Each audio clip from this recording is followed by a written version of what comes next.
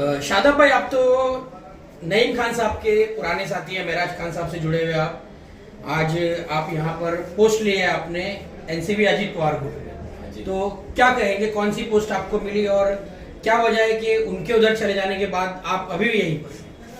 देखिए, बात ऐसी है कि मेरे को जो भी पोस्ट मिली है वो माइनॉरिटी जनरल सेक्रेटरी कलवा मुमरा विधानसभा, ये मेरी पोस्ट है। ठीक है। दूसरी बात, यहाँ पर रहने की वजह ये है कि मुझे नईम खान साहब और महराज खान साहब जो है ना बॉस है, मेरे भाई है ना, उन्होंने मेरे को यहाँ भेजा था कि भाई जाओ नजीब भाई के लिए काम करो। अब वो काम करते करते करते करते करते करते करते अब मैं इस लेवल के ऊपर आ गया हूँ कि मेरे लिए कोई रिटर्न नहीं है। दूसरी बात, मैंने इस काम को करते करते ये चीज देखा कि नजीब भाई जिस तरह से काम करते हैं, है ना, उसी तरह से एक्चुअली में काम होता है और मैं भी काम करने वाला हूँ। ठीक है। तो इसलिए मैंने ये डिसाइड किया कि उनकी हिस्ट्री उनको जहाँ जाना था। अब ये मेरा एक इंडिविजुअल डिसीजन है जो मेरे को पूरा करना था, इसलिए मैं यहाँ नजीब भाई के साथ में। आखिर वजह क्या थी कि अजीत पवार ग्रुप छोड़कर वो शरद पवार ग्रुप में शामिल हुए? वो वजह आप उनसे पूछेंगे तो ज्यादा बेटर है। शादाब भाई, क्या पद दिया गया है यहाँ पे आपको? जी, हमारे को पद दिया गया है जनरल सेक्रेटरी माइनॉरिटी कलवा मुमरा। आपके साथ कितने लोग शामिल हुए हैं? मेरे साथ में मेरे 10 ग्रुप शामिल हुए, जिसमें एक ग्रुप की तादाद कम से कम 20 लोगों की। 200 के करीब कार्यकर्ता हाँ, आपके 200 के साथ? करीब 200 के करीब कार्यकर्ता। यही कार्यकर्ता वहाँ पे भी मौजूद थे जब आप वहाँ पे महराज भाई के साथ में नईम भाई के साथ? ये कार्यकर्ता जो है इन्हीं कार्यकर्ताओं की वजह से और इन्हीं कार्यकर्ताओं की मेहनत की वजह से कि ये जोड़ते जोड़ते जोड़ते जोड़ते जोड़ते नजीब भाई के काम को देखते देखते देखते इन कार्यकर्ताओं को जोड़ा है मैंने। यानी ये कहना सही होगा कि वहाँ पे सिर्फ नईम खान साहब और महराज खान साहब के अलावा बाकी सारी टीम यहीं पे? मेरी जो टीम है वो यहीं पर। नहीं, कहा तो जा रहा है कि कुछ 300 से 400 कार्यकर्ता उनके साथ गए, शामिल हुए। अब वो उनके कार्यकर्ता कौन से हैं उसका मैं आपको कोई ब्यौरा भी नहीं दे सकता और मुझे उसका कोई इल्म भी नहीं है। मेरे साथ जो लोग दिख रहे हैं, जो यहाँ पर है और जो बाहर खड़े हैं, वो मेरे कार्यकर्ता है। यानी लॉयल्टी के साथ में आप इनके साथ में हो गए? क्योंकि लॉयल्टी के साथ में यहाँ रहना जरूरी इसलिए भी है मेरा, क्योंकि मैं जिन मेरे एक्स बॉसेस को रिप्रेजेंट कर रहा था, अगर अब मैं उनके साथ, मुझे तो इस चीज का कोई इल्म था नहीं कि वो कब क्या डिसीजन लेने वाले, मेरे को भी ये चीज की अचानक खबर मिली, तो अब मैं कहाँ जाऊंगा? मेरे को मेरी लॉयल्टी कहीं ना कहीं तो प्रूफ करना पड़ेगी ना।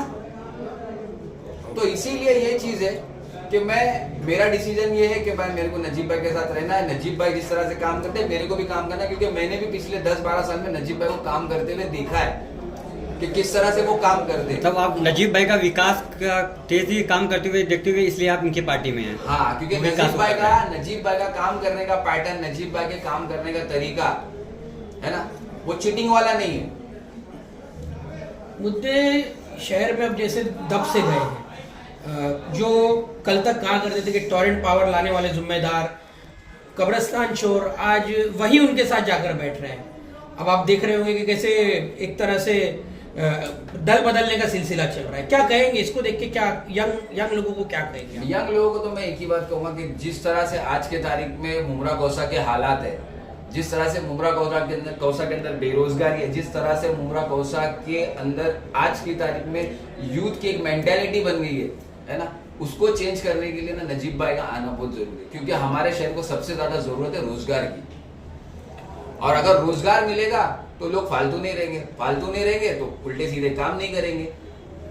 शादाब भाई, अगर नजीब भाई के बारे में जो भी गलत सोचता है ना, वो गलत ही सोचता है। शादाब भाई नजीब भाई के साथ जुड़ेंगे तो एक अच्छा रहेगा। बोलिए। शादाब भाई, आगामी चुनाव मतलब 20 नवंबर को जो चुनाव है, हाँ, अभी बहुत दिन बाकी हैं, अगर उससे पहले कहीं ना कहीं शरद चंद्र पवार की तरफ से आपको किसी तरह से पैसा दे करके वापस लाने की कोशिश की जाती है, तो आपका क्या स्टैंड? या कोई दबाव डाला? या कोई दबाव? आपको मैं एक बात बता दूं, मैंने काफी वक्त तक सियासत में जो है ना पीछे रहकर काम किया, तकरीबन 10 से 12 साल के अरसे। ठीक है। दूसरी बात, ये जो बात है ना कि अगर पैसे का लालच देके या पैसे के मामले में ये करके, तो देखिए कैसा मालूम है, जिसको इस चीज की समझ नहीं होती ना कि अच्छा क्या है और बुरा क्या है, जिसको अपनी भूख मिटाना है ना, वो कुछ भी खा लेगा। ठीक है। और इतने सालों तक मैंने जो 10-12 साल में जो आपकी एक्स एनसीपी थी, है ना, उन लोगों ने जो व्यवहार किया है ना, या उन लोगों का जो नजरअंदाज है ना, वो मैंने झेला है। आज वक्त पड़ेगा, वो मेरे को किसी भी चीज का लालच देंगे तो मैं नहीं जाऊंगा। दूसरी बात, आज नजीब भाई के साथ काम कर रहा हूँ, मैं तो एक छोटा मोटा कार्य करता हूँ भाई। मेरे को तो भेजा गया था कि भाई जाओ ये काम करके आओ, मैं तो हुकुम की तामील करने के लिए आया था। लेकिन उसके बावजूद भी नजीब भाई ने मेरे कंधे पे हाथ रखा, मेरे से पूछा क्या काम कर सकता है, कैसा काम कर सकता है।